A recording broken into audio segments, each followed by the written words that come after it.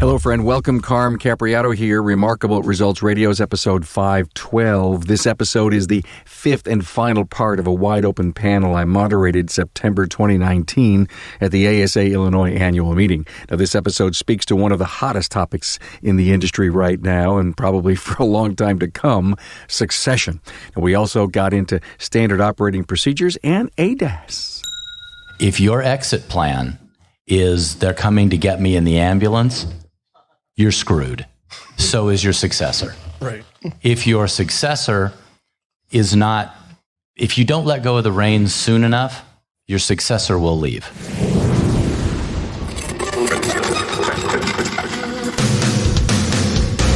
Welcome, Aftermarketers, to Remarkable Results Radio.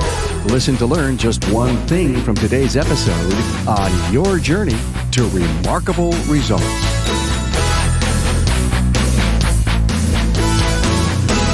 Carm here, and Remarkable Results Radio is so proud to talk to you about Apex. Now, hey, I was there at Apex 2019, and it's in the record books. It was a great show. Now, I must say that Apex did present leading-edge technology from suppliers, but they did a phenomenal job of showcasing the emerging tech of tomorrow. They even had a video clip of one of our ADAS Academy shows playing in a loop. Now, that was called The Business Side of ADAS. It was Academy episode 138. You've got to see it. You've got plenty of time to plan for 2020. That will be November 3rd through the 5th, 2020. And big news this year, Repair Shop HQ will debut at Apex 2020. Apex now more than ever. Hey, if this is your first time listening to the Aftermarket's premier podcast, I welcome you. The catalog is abundant with every imaginable topic and audio workshop you need to keep you in learning mode. And now you've come to the right place to feed your perpetual student requirements to always be learning. Hey, look me up at Vision 2020. Please stop and say hi. My studio will be just outside the expo hall. Pick up a tribe sticker and display it proudly. And look for my podcast alumni poster as a silent auction item for the TTEF scholarship. Hey, I was honored again to moderate an all-day panel discussion with the ASA Illinois members, where I also gave my keynote in September 2019. This was an exceptional panel that brought their A game to play. Now you're investing in part 5, and we call it Aftermarket Acumen. With me is Donny Seyfer from Seyfer Automotive and NASTF, Jeremy O'Neill, Freedom Automotive and Advisorfix. Danny Sanchez is here from Auto Shop Solutions, along with Sarah Frazier from Haas Performance Consulting and Jim Silverman from ATI. Find the show notes at remarkableresults.biz/E512. Now, copy and paste those show note talking points for your own meeting agenda. I hope you find the power in these audio workshops and take just one spark of an idea and implement it.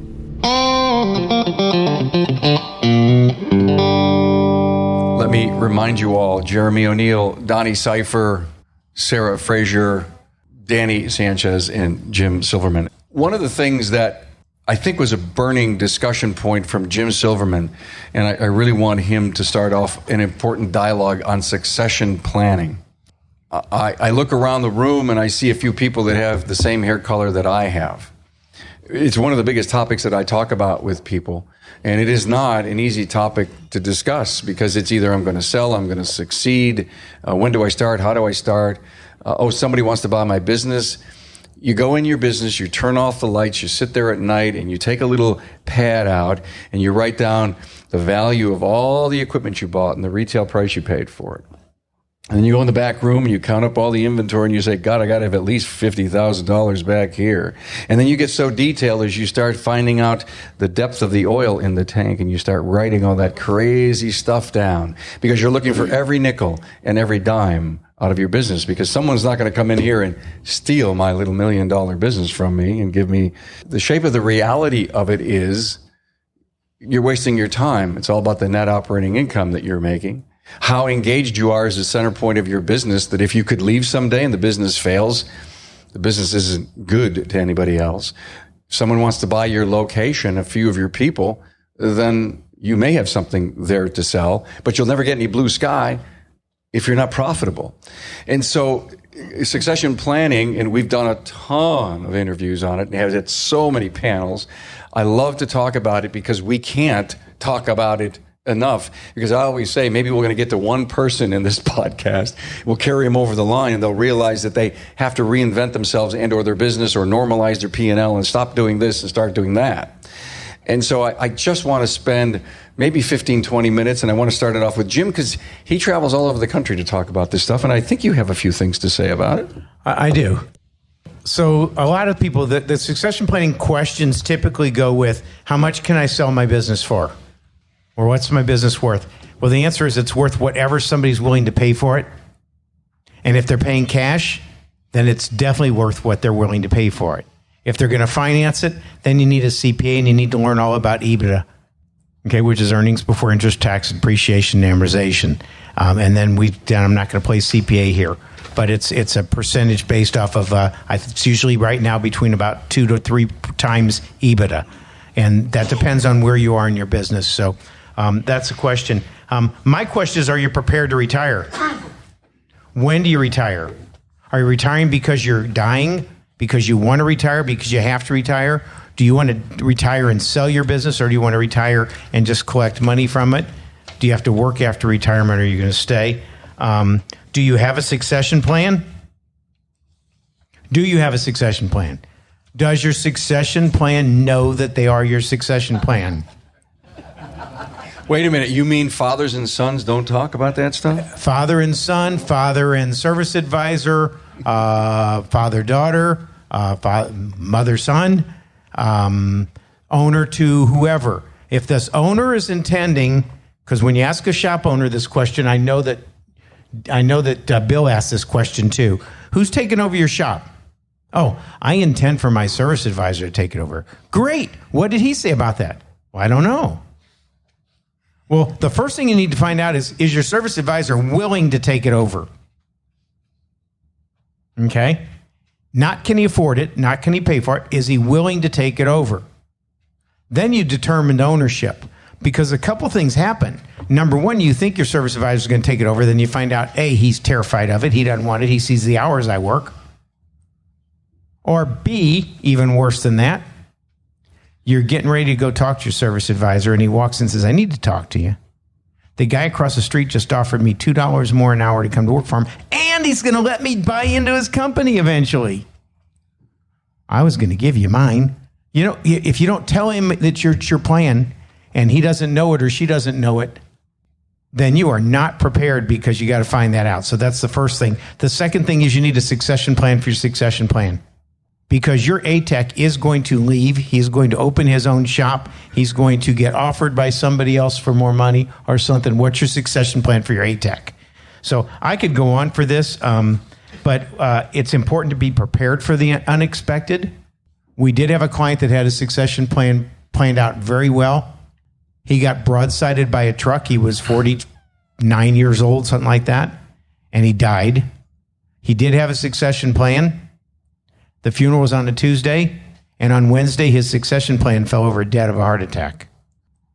So you need to be prepared more than just one level of succession plan. What's going to happen? Who's taking over for you? Who's taking over for them? And then worry about the money. Jim, do you find that owners struggle emotionally about consider leaving this thing that gets them up each and every day to go to? Anybody own a 63 split window Corvette? Okay, let's pretend you do.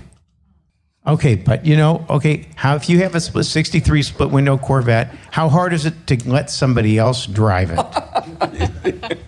There you go. That's the whole thing. This is my baby. I am going to trust you to drive my baby. Just like we do with the baby techs.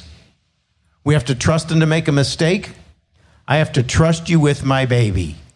And I believe there are more people in our industry that work for people like you that are ready and willing to go to the next level. And they haven't spoken to you about it, but more importantly, you haven't asked. So also, I'll just give you one more, and then I'm giving this up. When I interview somebody, or when I advertise, or when I talk about interviewing or advertising, everyone I interview is for the future owner. Every single interview, no matter what the position is the future owner.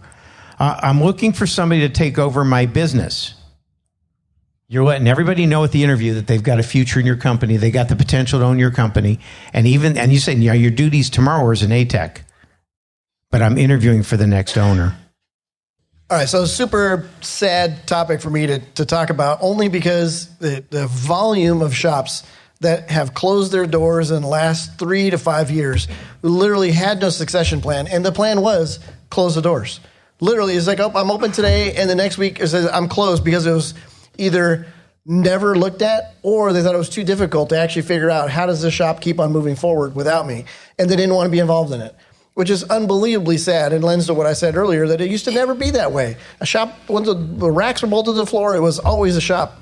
And it's sad to see those kind of changes in our industry. And even for, like, you don't have to be the best shop owner on the planet to be able to open a second and third store nowadays, because there are literally shops willing to walk out the door and just hand you the keys. It's not that difficult to get into the auto repair business, not from the primary location or even a second, third, and fourth. And good for everybody who's in this industry who has seen that opportunity. And now there's what looks like consolidation. It's really not consolidation. It's really just people adding on from people getting out of the industry who really don't have a succession plan, which is what a shame. What a shame. 40 years, 50 years of your life to build a business that has such a great reputation. It would have taken a year, just like Donny said. His transition from his dad to him, I had to do this exact same thing. It only took a year to have somebody there on the front line who's ready and take over most of the clientele, and the business keeps on going. So it's just what a shame. I don't understand. So I have no insights as to why somebody would choose to close the door rather than just to keep it running or let somebody else keep it moving. Forget rent or forget income or selling the business, anything else, but just to hand the business off to somebody else seems like it's just a shame in our industry. And like I said, I don't have the answer. Just what a terrible thing to do. If that, hopefully, maybe that influences somebody who hears this one day that says, "Yeah, it would be a shame just to have my business just go away." So why not find somebody who can take it over? And if not, work with some of the MSOs that are in the room, or with some of the MSOs that are say, "Hey, how would you like to take over a business and not cost you a lot?" Right? There's tons of people now who are open to do that. He will be glad to exit you out. Just don't close the doors. It reminds me of something I said a little bit ago about we've got to let our techs break things. Remember I said that? So if we have a succession plan and you can watch it work, you have to allow your successor to fail so you can be there to teach. Because think of your hard knocks learning that you had. I mean, not only did you break things as a tech, think of the things you broke as a CEO. Nobody wants to go through that. So again, I don't recommend it. No, don't do that. Don't do that? Don't do that. No, don't learn. Don't go to school of hard knocks. Don't. That's what I'm saying. Yeah, don't do that. Yeah. Just ask somebody else, and I'll tell you, or somebody else will tell you, don't do that. You can save yourself the headache. Okay. There's plenty of people to ask now. Yeah. That's my point. My point is, I have like a doctorate in hard knocks. Oh, you tell them don't let them fail? No, I'm being cheeky. But okay. Ask somebody before you just. No, I get it. And so much of a good succession plan today is to be sure that they have a business coach. I'm sure you don't want to hear that, but how are you going to ensure the future, especially if you're holding some paper? The Apex 19 is in the record books and brought the best and brightest together to create an experience like no other. Now, I was so impressed with the impact Apex has in presenting emerging technology. They are on the cutting edge of the connected car, and you'll find everything you need to know on what you'll need to do to stay ahead of the curve. Regarding emerging technology, Apex will feature again in 2020 the latest trends that will have an impact on the service professional and equipment. Wow, see, feel, and touch the latest tools and equipment that will bring efficiencies to your business. And in 2020, there's going to be a separate section dedicated to the service professional shop. It'll be called Repair Shop Headquarters, and it's the place to be if you earn your living in the aftermarket. And for training, Apex will present some of the best aftermarket technician and management trainers in 2020. So mark your calendar right now. Put the date on it. Apex 2020, November 3rd through the 5th in Las Vegas. Listen right here to learn all about the exciting events and when you can start registering. Okay, so Tiger Woods has 3 coaches. Football game on Sunday morning, college football game, there's more coaches on the bench than players on the field at a time. There you go. That was it. Black Book. Standard operating procedures. Everything you do should be written down in your little black book. And there's got to be people that know where your little black book is. not your spouse. If you're on a vacation, you're on the cruise ship, and it breaks down and it floats around the Gulf for 2 weeks, somebody has to know how to get into your little black book to get things done, to get your payroll taxes paid, to get your state sales tax paid. Nothing will close you down quicker than not paying your taxes. So SOPs of every job in your shop, and you have to do that in order to have a succession plan. I had to write SOPs to hire somebody to do part of my work. You all need to have SOPs for everything you do in your shop, and all that stuff's got to be available to someone in your shop, not your spouse. Because your spouse is with you. If you're, stuck somewhere in another country or in a plane or in a hospital, your spouse is there. I think part of that, too, is empowering your people and making sure that they are empowered to step in and to be you. When Donny was talking before about, him being the guy and everybody coming in to see him specifically, why is the rest of the staff not as empowered to be that guy, too?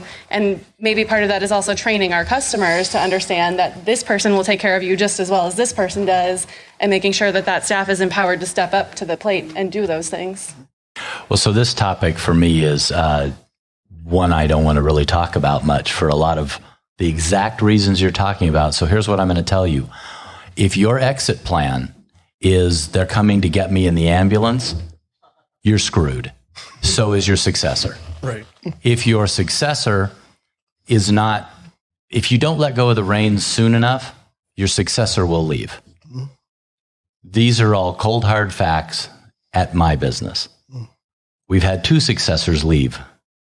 So if you're still holding on because that 63 split window can't be driven by anyone else, then you probably need to rethink why you actually are still in this business. They don't drive nice. They're terrible. They take a skilled operator. Can't get your legs underneath the dang steering wheel in the first place, right? And it may be a really good idea to take that 63 split window and put a Morrison chassis under it so it handles on the roads we have today. Right, then we're talking about. Right. That's what I'm talking about with the business. We fixed that problem. Right. I said that's where you hire a successor that's better than you. Great, thanks. Any questions on succession planning? Someone mentioned the MSOs, and we know that on the bottom, the collision side of this industry, the independents are getting swallowed up by these big. Do any of you see any kind of trend or have some industry insight on the mechanical side of our industry? Oh, how interesting. I'm moderating a panel at Apex on that very subject. But and it'll also be a podcast. Please, Jake. I think our business is too hard for that. I think the collision business is more duplicatable and process driven versus, what we do in an independent repair shop. So I think you will see consolidation in the gravy work, and you'll see more of the quick lubes or the undercar come to light. I look at companies like Lyft, which I deleted off my phone just because they went into our business. So if you look at what scalable companies are going to do, it's not really everything that we do on the mechanical side. They just can't do it. Yeah, so I think Jeremy's spot on. I've tried to build a model just for the fun of it to see what it would look like. And the non-repeatability of the hard part of our industry makes it so that you need to have some big brains. And many of them, these big companies that can do this, are trying now. They hired the same trainers we all go to. And those same trainers, because I used to work for one of them, and I would go out and do this training, and they didn't have the right bodies in the room to become the brains that could fix the cars at the level you guys do.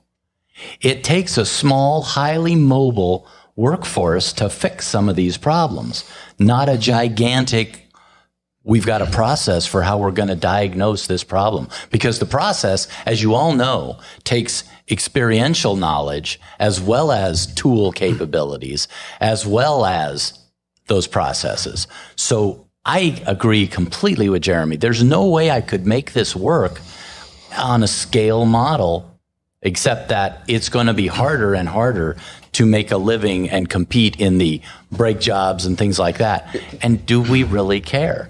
Because I'd like to boil my business just down to doing hard stuff. But there's a lot of guys growing, Donny, to 4, 5, and 6 stores, becoming a little mini regional chain. Yeah, the regional's the thing. I think regionally you can do it. Yeah. you can support it, 5 to 10 multiple shops. Now you're sharing resources, you're sharing management or fixed overhead. Yep. On a national level, what we've seen in the collision industry, it just realistically is super hard to do that. I just don't see it happening. The collision side is dealing with different issues that we do, and their business model is completely different from the get-go. But they're trying to evolve out of this also. For those of you who might be in the collision industry, you'll understand.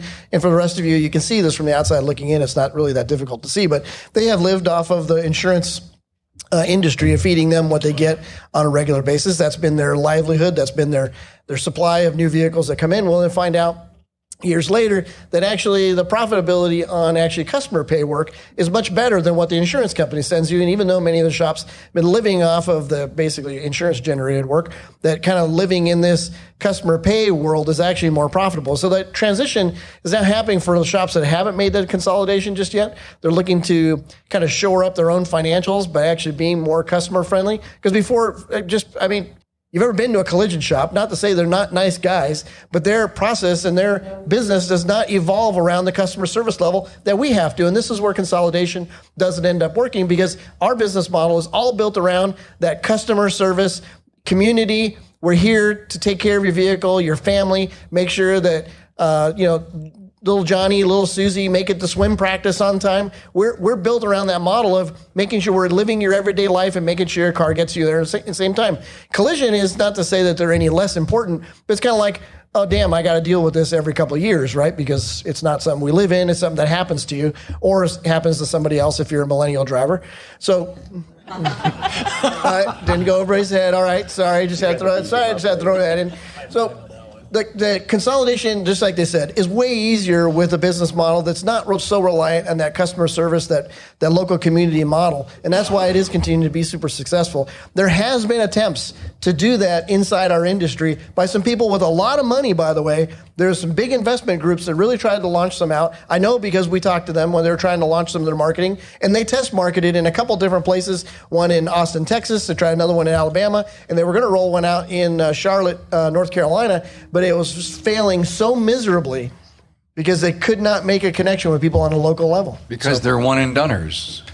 Yeah, you hit it or quit it, if you want to call it, whatever it is. Yeah, they're just looking for just that, like the insurance model, to come in like they're going to come in. Well, they got to come in 4 times a year, so you got to be nice to them. We're an evolving and changing business model. And, with what you've all said, if the one and dones, whatever you called it there, Danny, are going to do those brake jobs and the oil changes, there's an awful lot of opportunity because these cars are so complicated. There's so much going on with them that we're going to have to be there to solve the really tough problems. Thinking outside the shop, I think evolution, I'm sitting here thinking to myself as a shop owner and a consultant and a training company, I don't want another auto repair shop right now. But I would not be opposed to taking my current location, opening it up 24/7, and putting 5 kiosk locations to capture cars within my area in retail locations. Different business model, right? So if I could take my location now and quadruple sales without adding, real estate cost or expense, yeah, I would totally be open for that. So I think we're going to see people push the edge there. Also partnerships. You've got companies that are tied into larger companies of customer basis for us. So for instance, CarMax, if any of you are doing the CarMax extended warranty program right now, they're driving great repairs into shops and it's great revenue and great profits for us right now. It could go away, but I think we'll see more of that. So absolutely, I think the future is going to be being smarter, capture the car. How do you provide the service? And, we haven't talked about the autonomous vehicles coming, the shift in the platform. What is the business going to look like in 15 or 20 years? We all have to be ready for the shift. It's definitely going to change. Another model is to just simply not work on customer cars and own the fleet yourself. And there's a lot of new things popping up around. Denver International Airport's got 2 parking companies that will house, wash, and basically shuttle your customers to your Lyft vehicles. And then Lyft has a program that you can participate in. There's another program out there that puts drivers in Lyft cars And you can run that through your shop because they have to be maintained. And you effectively make a profit off of putting a, let's say, subprime person effectively in a new vehicle because, there's a requirement of it being a certain age and size and blah, blah, blah. So I've got a friend in the Seattle area who's just owns the cars that he works on. And he and his techs work the hours they want.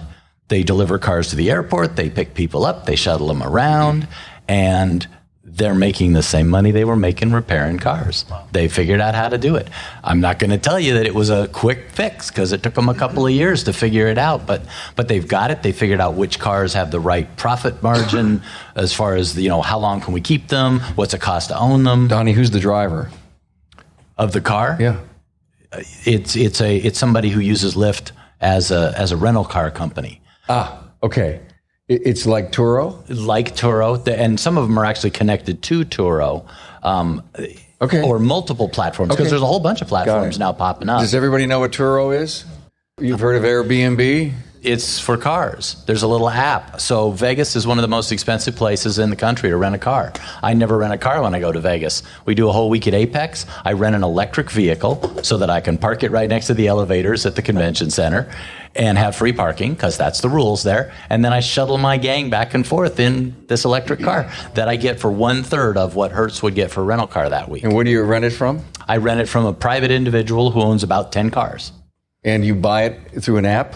And you buy it through an app. You choose the car through an app. And what's the name of the app? The Turo. It is Turo. Okay. Yeah. All right. So if you're interested in a little bit more in depth on this, I wrote an article for Babcock's Media a while back, and I interviewed a group of professional women who are trying to get out of that business, and they bought cars to do it. It's a fascinating story. This started, by the way, as like renting high-end cars. Mm-hmm. Like if you wanted to drive a Ferrari for a day, you want to drive a high-end BMW, Audi, Mercedes, whatever, convertible for the day, Mustang, blah, blah, blah. Then this was a way for you to go and rent one for the day. And you're renting it direct from the owner of the car, actually, and Turo does all the work for you.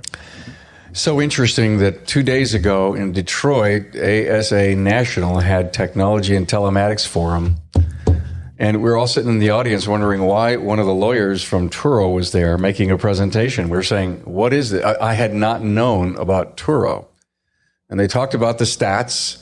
They talked about what people can earn, what their average car payments were, how many times the vehicle goes out. But stop and think about that for a moment. Do you know any Turo renters? And are you fixing their car? Because now their cars are going to actually have more miles on them, and there's going to be more maintenance necessary. So this whole evolving business model and opportunities, some going away with Lyft and maybe some coming on with Turo. Or if not, I remember, I can't place it, bought a piece of property in a big city, in a downtown. It was a piece of dirt. And friends said, what are you doing? He says, I'm going to build a parking ramp for the vehicles that I'm going to put in there that I'm going to own. I didn't understand, Donnie, until today, how to do that. Well, and I think that's important. I think it's important for us to have future sight and be able to shift and find the revenue streams. One of the things I encourage all of our clients to do is look at your most profitable jobs right now. Which jobs do you guys high five over? Oh my gosh, we got this job. It's high five, gold star. We're going to knock it out of the park. So figure out, get good marketing partners that help you capture more of those vehicles. So for instance, if 6-7 Fords are having a major issue and the average truck comes in, it's a $3,000 job. How do I get more of those 6-7s to come in? Could I get 4 a day? Man, if I get 4 a day, I only need 4 cars a day, and we're a week, right? I show up on Monday, write up my 4 cars, sell the job. I take Tuesday, Wednesday, and Thursday and go ride my mountain bikes with my son. I come in Friday and cash them out, right? That's my ideal week, right? If I could build that, Danny, can we build that? Well, if he's my marketing partner, I'd ask him to build it for me, right? Can we build it and deliver it? If we could and duplicate it, guess what? That's great. Now, when those cars become the 6.0s of, Fords now, the 6.0s, you guys probably cringe, especially here because of all the rust and the chassis is completely gone. Then I've got to shift my marketing to what's next. But we live in a world that you can shift your marketing instantaneously and have whatever you want at your doorstep. So going on that same Turo kind of thought process, or the ramp thought process, if anybody's thinking about a weird little location to open, in Omaha, Nebraska, in the office building that Berkshire Hathaway is located in, there is an entrepreneur who leases 4 bays in the parking lot, in the parking garage. And his entire business is maintenance and low-end repair on the people's cars that work in that building. And they come in the morning, and they hand him their keys, and they say, I'm in parking space B12. He goes and gets their car, does the work, changes the oil. He's got one of his bays is a detail shop. One is an oil change, and one does minor repairs. Then he goes and parks it back in their bay and picks up the next car, and so on. And his whole business is conducted in that office building. And there are 1 or 2 office buildings around this city with parking garages in them. All you have to do is come up with the lease on the parking spaces and get them to cooperate. And if you don't want to go to that step, here's something just a little bit simpler. We had a Dodge Caravan that we used to pick up and leave cars in different places. And I had the whole back of the van lettered up. So we would go pick up a customer's car, it would be in their parking spot, go pick up the car, and then leave the van and then swap them out later, right? So I had the whole back of the van lettered up that said, my car is getting serviced today at Laguna Del Service Center. To schedule yours, call this number. ADAS calibration centers, Donnie, do you think there's a big future in that? And should we be thinking of it? We were talking about that at the table back there, and I think that it's very, very market specific. It's very much where you physically are. You need a big collision feed, because I don't think ADAS calibration is going to be a common thing that you do all the time, right? Many of the vehicles, if they're still in the ballpark, even if something has to be changed, they've got active calibration, they will do it on their own with minimal invasion. In fact, maybe none whatsoever. So thinking of that as common as doing a steering angle reset when you do an alignment, I think is not realistic. So my biggest concern is that people are going to go down that road and overstretch. However, if, as this gentleman over here has a building for sale right next to him, he's surrounded by collision shops, I would seriously give that some thought if you can make it work. But you're dealing with insurance companies who still really don't understand how the pay part of this works and what they should pay for and what happens when you get in you've got really easy traffic here in Chicago, right? You never have any trouble. Right. Yeah, so what happens if you get an active calibration where you've got to have a certain amount of clear road and a certain amount of lines on the road, and what happens on the day it snows, and how do you get paid for that?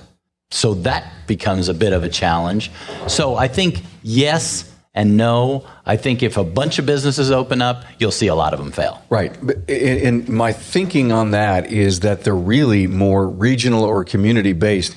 I mean, if you want to get into it and there's nobody in your area and you've got the space and the money, I don't see anyone looking and saying, "Oh darn, I was going to get into it, but now I'm not," because now there'll be 2 and 3 and 4. One could support 25, 30,000 people in a community. That's my point is, I think we're going to see them, but I don't think we're going to see them on every corner. There's a window, and you have to be the firstest and the bestest. Yeah, I think, though, one thing also, Drew Tech, their parent company, Opus, is really looking at how can they support these calibration service centers, so to speak, and they've really given it a lot of thought. So if you're thinking of going that way, I would reach out to them because they're actively seeking people to work with in that respect. But it's a big lift. If you're doing one thing, you're building a completely different business that if you're a service repair shop, you're now going to have to get your head around how insurance billing goes, and that's a complete change in model for us. Oh, yeah. Working with insurance companies, especially on a collision claim. It's different when we're working with insurance companies for repairs, but when you're talking about a collision claim, oh, yeah, completely different ball of wax.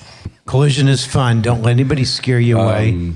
I absolutely had a blast. It was great to meet so many new friends, and I would love to thank my panel, our panel, your panel, Jeremy, Donnie, Sarah, Danny, and Jim. Thank you, Doug and Pat and Donna and Deb. Turn it over to you guys. Thanks for being on board to listen and learn from the premier automotive aftermarket podcast. Until next time.